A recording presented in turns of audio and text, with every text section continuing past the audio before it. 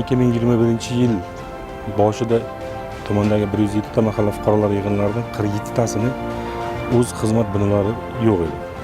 2021 yilda tuman hokimligining tashabbusi va sa'y-harakatlari bilan 25 ta davlat xususiy sherikchilik asosida yangi mahalla fuqarolar yig'inlari qurib foydalanishga topshirildi.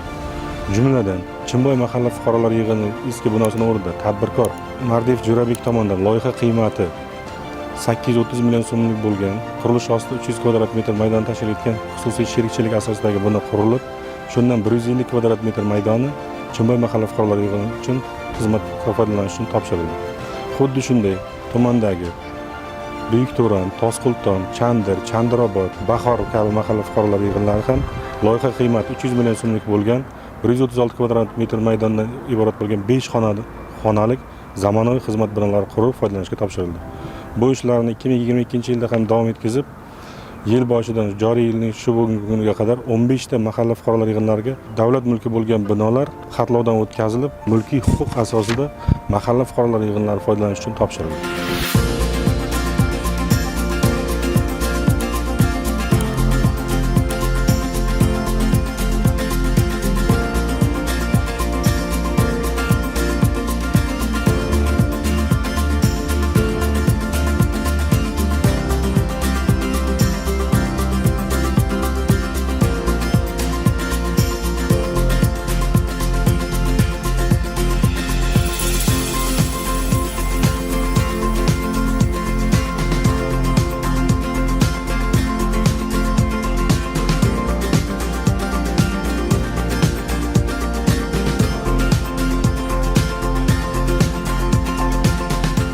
Bundan oldingi mahallalarimizda bir turar joyi, ish o'rni yo'q edi.